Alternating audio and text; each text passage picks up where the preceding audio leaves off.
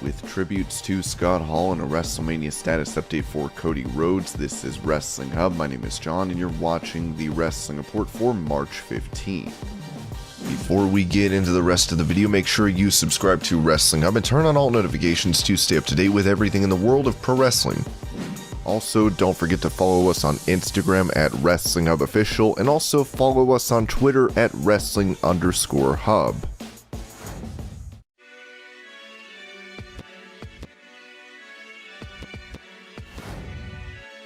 After the Monday Night Wars came to an end with WWE buying WCW, an invasion angle took place, pitting stars from different companies against each other. Talking about this time on the Kurt Angle show, Chris Jericho said that this angle could have gone on longer. There are a million things they could have done. They could have run that invasion pay-per-view for a year. The invasion pay-per-view was the highest payoff I ever got in the WWE besides 2 or 3 WrestleManias. I was in 12 WrestleManias and it beat 9 of them. That's how big it was. It was a giant check, and it was a 10-man match. Think about that. How much money did that pay-per-view make to pay the 10 guys in the main event that much? So what if that was the first one? Vince wasn't interested. He'd been at war with WCW for so long. He bought it, he got a big blow off from it, and he said you're done. And that was his goal. He wants to kill it, squash it, end it, done. That's what he did.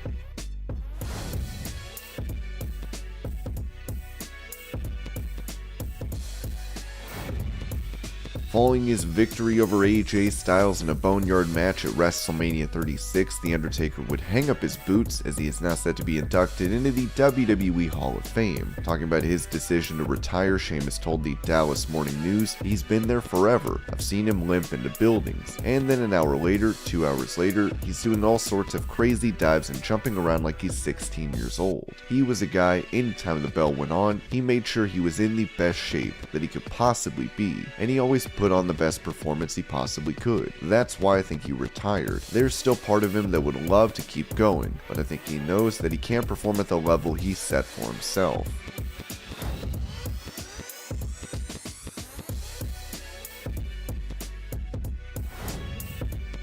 With them able to defeat the women's tag team champions Zelina Vega and Carmella on a previous episode of Raw, Rhea Ripley and Liv Morgan could be gearing up for a run with the tag straps. On Under the Ring, Ripley talked about going after the belts, saying the women's tag team championships, they sort of get looked down upon by a lot of people. I see it on social media all the time. I get it. We don't really get good positions on the show and a lot of the matches are very quick. So it's important to put it on WrestleMania and remind everyone exactly what we can do and how much these titles do truly mean. I love the tag titles. I love tag wrestling. I love everything about it. We just have to remind everyone how much they love it as well. That's what we're trying to do.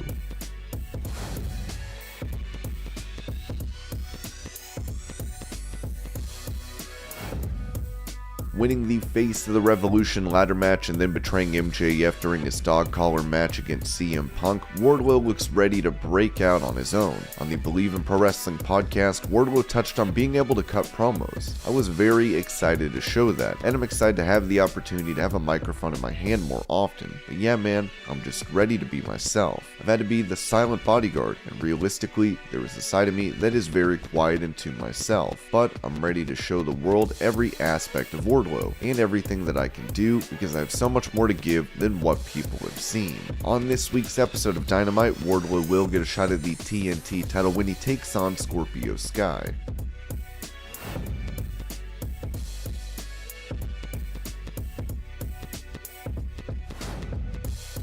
If you've been keeping up with Monday Night Raw, then you'll know that Veer Mahaan is coming at some point. WWE have been hyping up the star's arrival to the show by playing vignettes. After another video package aired on the show this week, WWE's Twitter would write, "You can run from the shadows, you can hide in the dark, but it is only a matter of time before you will face the power and fury of the coming storm. Veer Mahaan is coming to Raw." This caused many to react. The timing. I'm looking forward to be faced with the coming storm. Sorry, rush tweet. Veer's potential is through the roof. We appreciate Veer getting some exercise and taking the long route to Raw. Veer coming hard week in and week out is taking a toll. On the plus side, my son will be 5 months old this month, since that's how long he's been coming to Raw.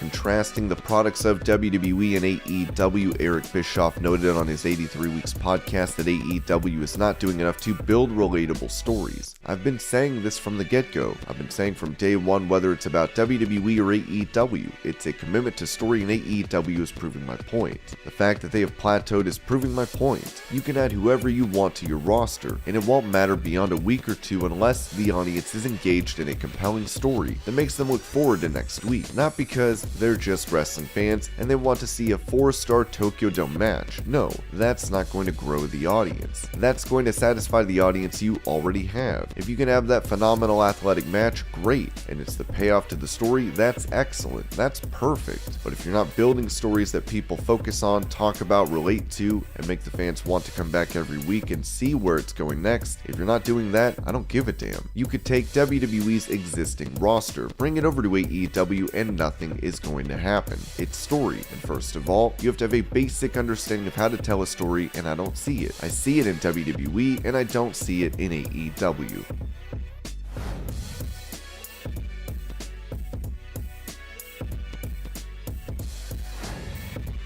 Last night on Raw, a Battle of Giants took place as Azeez was able to get a win over Commander Azeez. On Wrestling Observer Radio, it would be noted that this could be the end of Azeez receiving a push. They destroyed Azeez. As soon as they started pushing Azeez pretty much, as I said, his effectiveness was over because there's a natural match and they pick the giant that they want, which is the bigger of the two guys. Azeez has stopped getting any kind of push at all.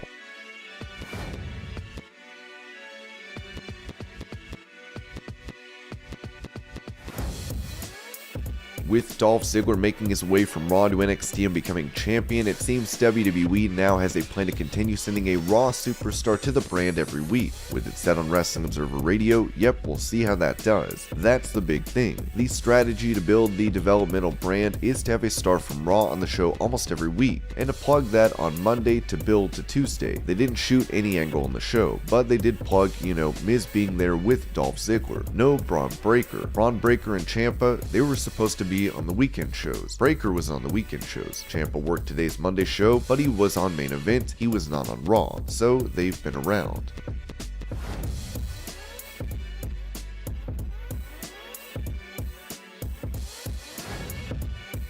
Also on Wrestling Observer Radio, Dave Meltzer would touch on the situation with Cody Rhodes returning to WWE, saying he's coming. I mean, that's it. He's wrestling Seth Rollins at WrestleMania, unless something changes. I sure watch this, not thinking anything's changing. How they do it, they may end up doing the Hardys thing, where they're coming and they don't announce it, and just show up the day of the show. They may be doing that one. During Raw, Corey Graves made a couple references to Cody Rhodes on commentary, saying the WrestleMania hopes for Seth Rollins had been dashed, and that his dream had become a nightmare.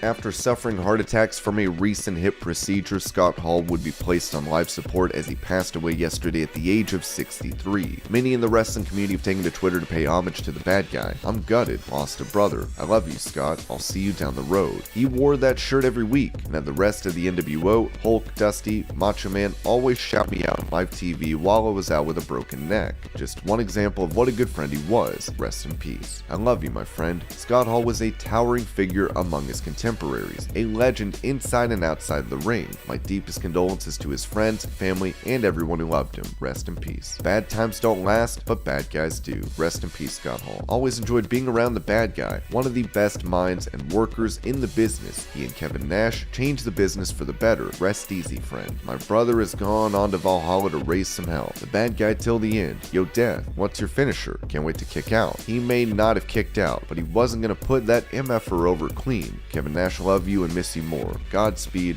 rest in peace. Hulk Hogan would also remember Hall, saying this at his restaurant in Tampa.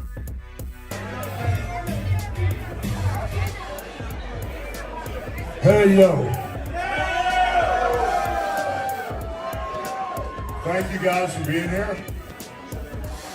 We appreciate every one of you Hulkamaniacs for life, brother.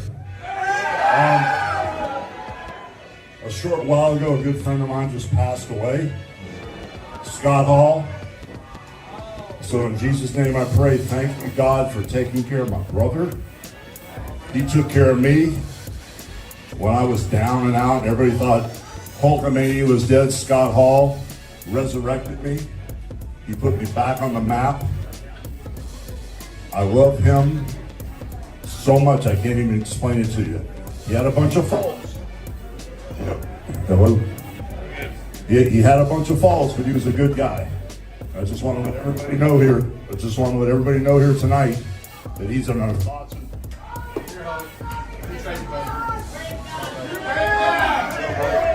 No, yeah. Anyway, I just want everybody to know that he's in our thoughts and prayers tonight. And he just passed. I had a real hard time getting my act together and getting over here. But I love you too, baby. But bad times don't last, but bad guys do. Okay? So, for the original bad guy, Scott Hall, that took, hey, yo, was right, mother.